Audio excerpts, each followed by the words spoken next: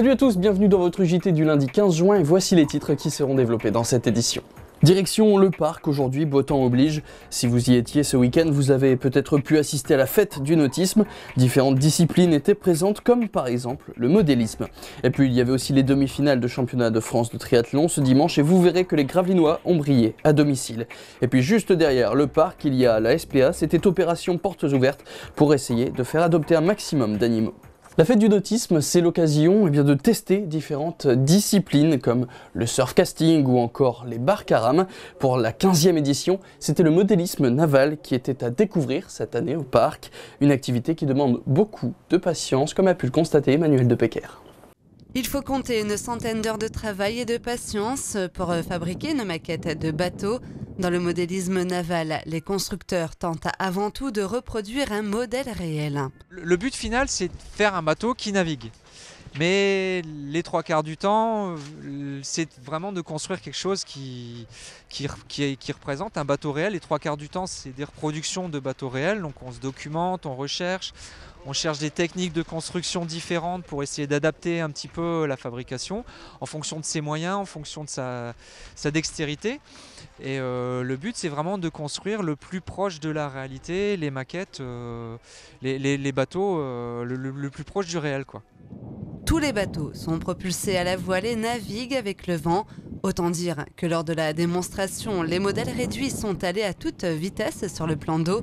Et pour contrer le vent, quelques techniques sont utilisées pour éviter la casse.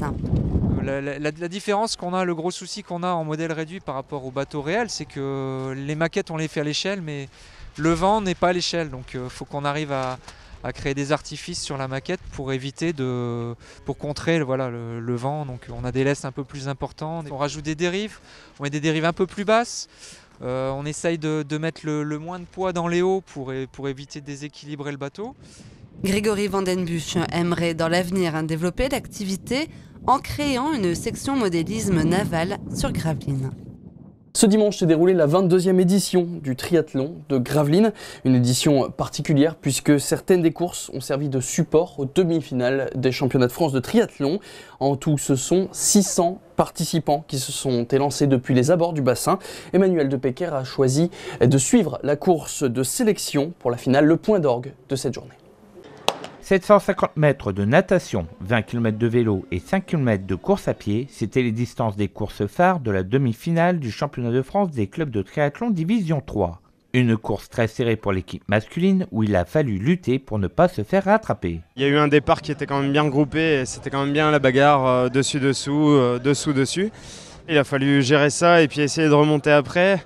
Après, il fallait faire une transition rapide, ça s'est plutôt rapidement organisé en vélo. Là, on s'est retrouvé à deux du club devant avec Manu sur la tête de course, avec un groupe de 6 hommes. Et puis après, forcément, ça s'est discuté à pied, donc les plus rapides sont partis.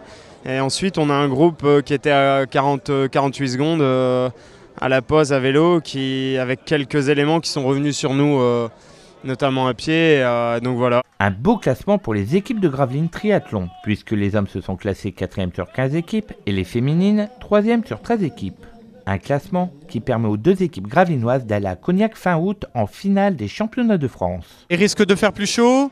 Ce qui pourrait changer aussi, c'est la température de l'eau. Peut-être qu'on nagera sans combinaison puisque c'est dans le sud et le 30 août. Maintenant, on verra bien. On essaiera d'être le plus fort possible, d'arriver le plus en forme possible et puis on verra après en espérant que tout se passe très bien là-bas. L'enjeu de cette finale pour les Gravelinois et les Gravelinoises sera surtout de pouvoir monter en Division 2. La montée, ça se décide après la finale qui se déroulera à Cognac. Donc là, il faudra être plus costaud qu'aujourd'hui encore et vraiment réaliser la course parfaite pour tout le monde. Donc voilà, on a des équipes qui sont composées de 5 éléments.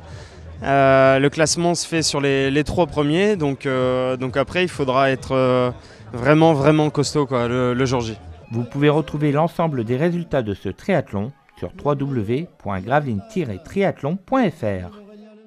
Les portes ouvertes de la SPA offrent aux animaux une seconde chance de se faire adopter. Et pour que l'adoption se déroule dans les meilleures conditions, un éducateur canin apporte son aide au nouveau maître, Emmanuel de Pecker. Pour chaque adoption au sein du refuge de la SPA, 2 séances avec Ludovic Delru, éducateurs canins et comportementalistes sont offertes aux nouveaux propriétaires. Des séances pour que le chien s'intègre parfaitement au sein de son nouveau foyer. C'est ce qu'on appelle en tant que comportementaliste canin les anxiétés de séparation. C'est-à-dire que le chien va provoquer certaines destructions. En l'absence des maîtres, ça peut être des hurlements, des aboiements intempestifs.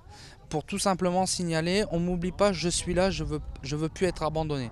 Donc en changeant certaines règles, je solutionne le problème et tout se passe bien, le chien reste dans la famille sans aucun souci. Mais avant toute correction d'éducation, l'éducateur canin procède à une évaluation comportementale pour déterminer le caractère de l'animal. Je ne fonctionne que sur ce qu'on appelle des méthodes douces, c'est-à-dire de la voix, la caresse et des bonnes intentions ainsi que des friandises. Il ne faut pas oublier que la meilleure chose qui peut aider votre chien, même si vous ne pouvez pas prendre de séance, c'est parler. Parler à votre chien. La meilleure solution, c'est la communication. Depuis 2013, année de démarrage de son activité, Ludovic Delru a déjà rééduqué 165 chiens. Il estime que 85% de ses patients ont réussi leur intégration au sein de leur nouveau foyer. Voilà, c'est la fin de ce journal. Merci à tous de l'avoir suivi tout de suite. Pas de Delta Sport puisque le dernier était donc la semaine passée. On se retrouve donc nous demain pour un nouveau JT. Très bonne soirée à tous sur Delta TV.